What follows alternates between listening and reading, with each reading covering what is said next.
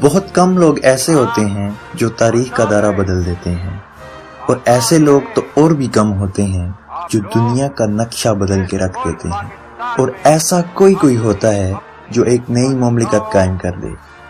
محمد علی جناح ایک ایسی شخصیت ہیں جنہوں نے تینوں کارنامے ایک ساتھ کر کے دکھائے۔ آپ کا مذہب کیا ہے؟ ذات کیا ہے؟ قوم کیا ہے؟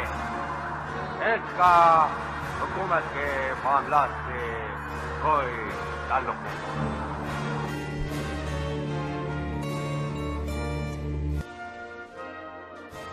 25 دسمبر 1876 وزیر مینشن کراچی میں ایک چھوٹے سے گھر میں ایک بچے نے جنم لیا۔ کسی کو کیا معلوم تھا کہ آنے والے وقتوں میں یہ ایک عظیم لیڈر ثابت ہوگا اور پاکستان کا بانی بنے گا۔ قائم رکھنے کے لیے ابھی اور قربانی گھر میں کرنا ہوگی۔ مسلمان مصیبت میں گھبرایا نہیں کرتا۔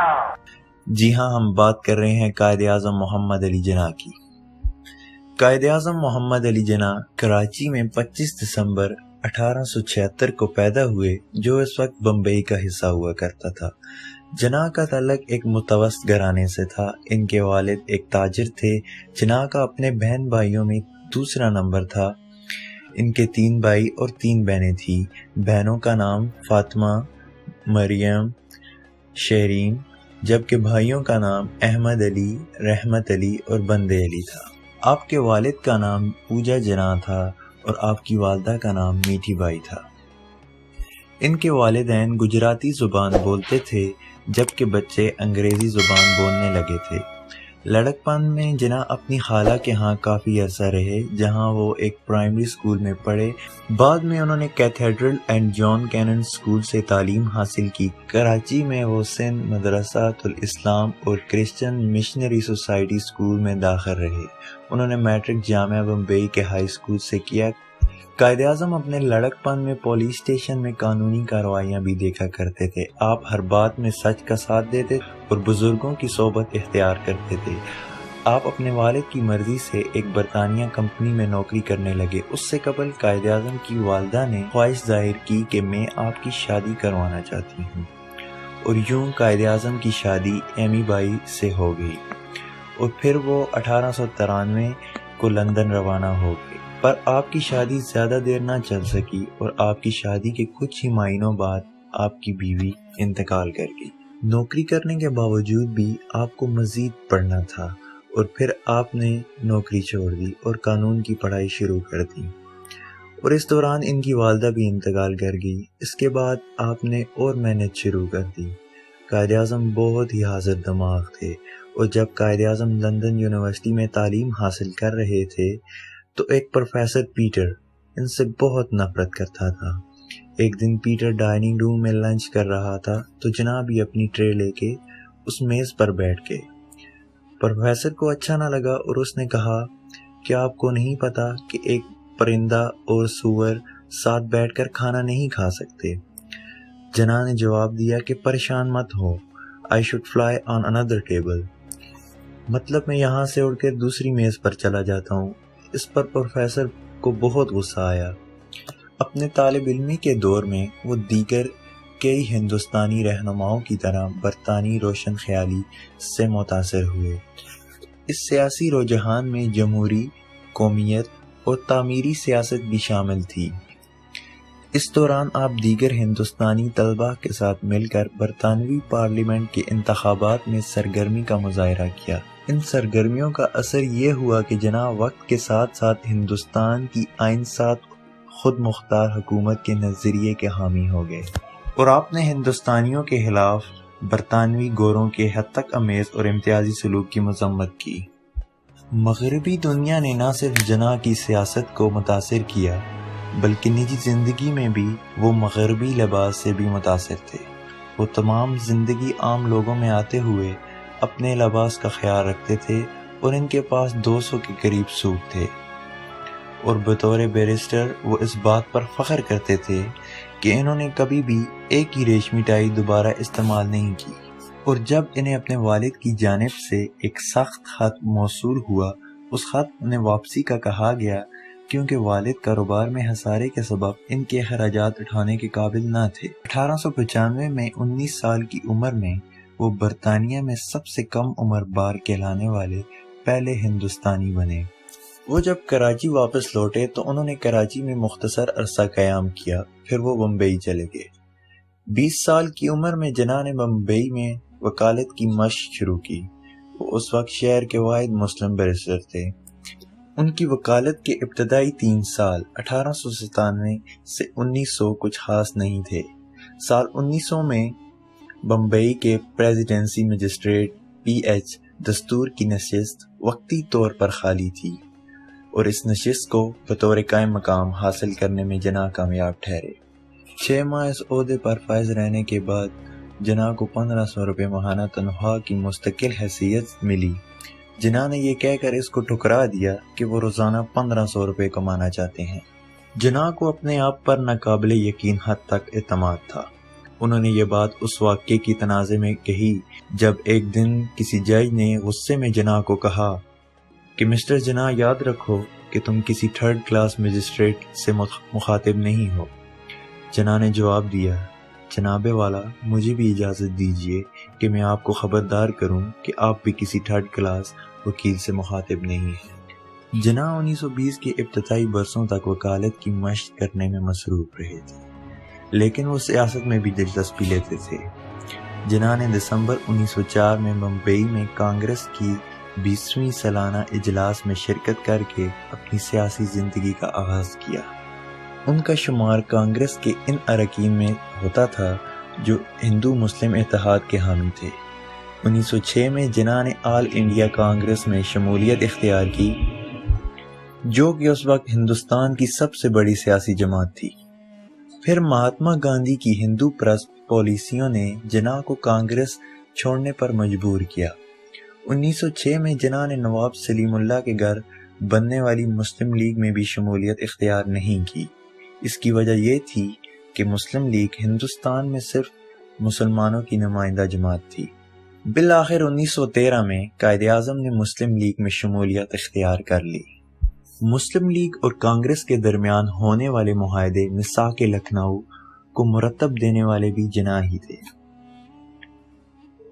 اس معاہدے میں مسلمان اور ہندو برطانیہ سے آزادی اور خود مختاری حاصل کرنے کے لیے ایک ہی پلیٹ فارم پر کھڑے ہوں گے۔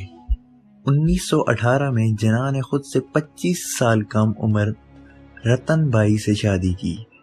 رتن بائی اپنے خاندان والوں کی مخالفت کے باوجود اسلام میں داخل ہوئی اور انہوں نے مریم جناح کا نام اپنایا۔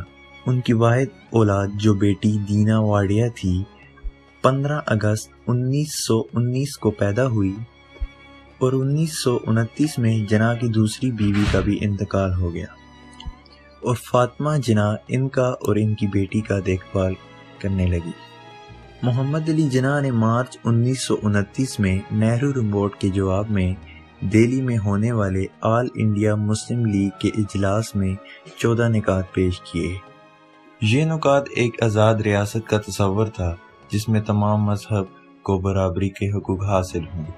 شاید یہی وجہ تھی کہ مسلمانوں کی تمام مذہبی جماعتوں نے پاکستان کے قیام کی مخالفت کی، صرف کمیونسٹ پارٹی نے حمایت کا اعلان کیا۔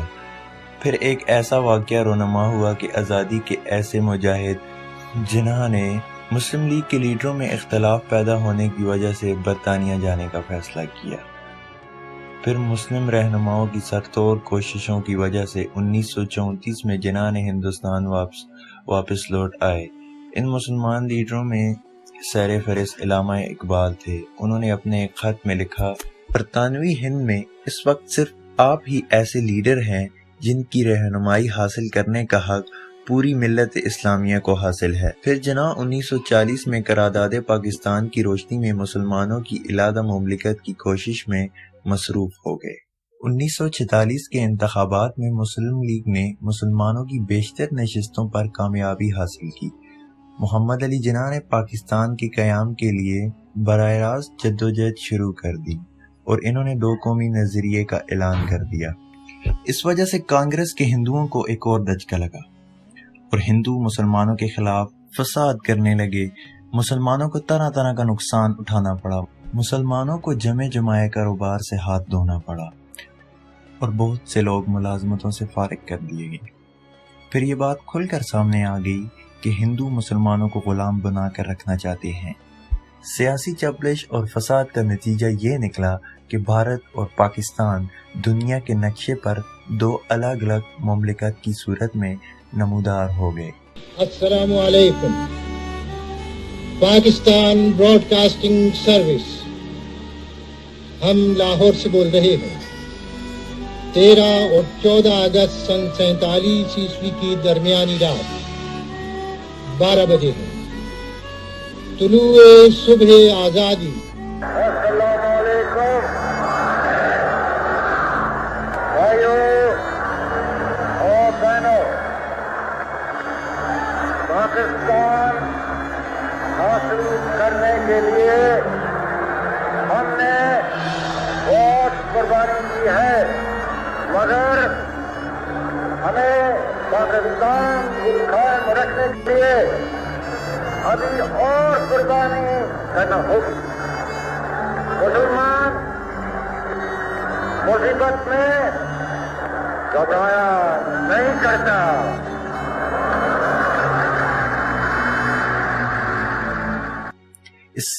اس ساری کامیابی کا سہرا محمد علی جناح کو جاتا ہے، جنہیں اب ہم بابا قوم اور قائد اعظم محمد علی جناح کے نام سے جانتے ہیں۔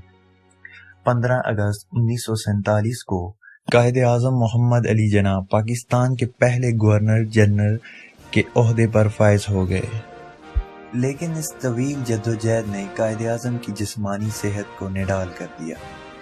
لیکن اس کے باوجود بھی قائد اعظم نے مشکل حالات میں اپنی قوم کا ساتھ نہیں چھوڑا، اور پھر ڈاکٹروں نے انہیں آرام کرنے کے لیے زیارت جانے کا کہا۔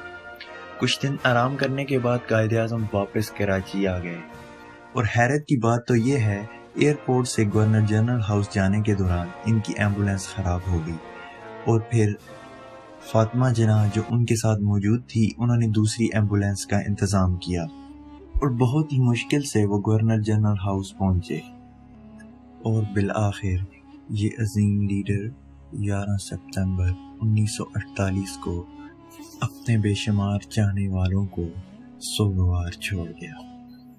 قائد اعظم کی وفات کے بعد سارے پاکستانی بہت غمزدہ تھے، لیکن ان میں انتشار پیدا نہیں ہوا۔ سب بہت ہی ڈسپلن تھے اور سب تیار تھے کہ ہم حالات کا مقابلہ کریں گے اور منظم رہ کے مقابلہ کریں گے۔ کراچی میں موجود گورنر ہاؤس میں مولانا سید انیس حسن رضوی کو قائد اعظم کی نماز جنازہ اور دیگر رسومات کے لیے طلب کیا گیا۔ تمام لوگ اپنے قائد کی وفات پہ افسردہ اور غمگین۔ قائد اعظم کی زندگی پر بہت سی کتابیں لکھی گئی، بہت سے ڈرامے اور فلمیں بھی بنائی گئی، لیکن لوگ ابھی تک اتنی زندگی کے بہت سے پہلوؤں سے ناواقف ہیں۔ بلکہ یہ کہنا غلط نہ ہوگا کہ اس عظیم شخص کے زندگی کے پہلوؤں کو اجاگر کرنا ایک بہت ہی مشکل کام ہے۔ ہزاروں سال نرگس اپنی بے نوری پہ روتی ہے، بڑی مشکل سے ہوتا ہے چمن میں دیدہ ہو پہ۔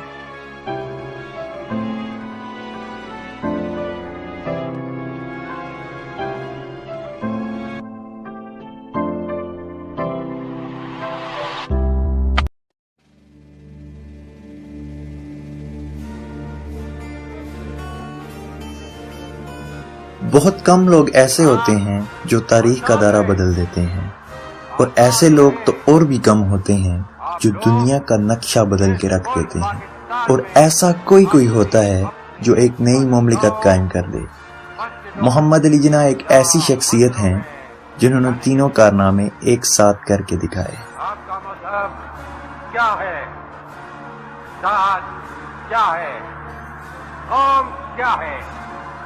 اس کا حکومت کے معاملات سے کوئی تعلق نہیں۔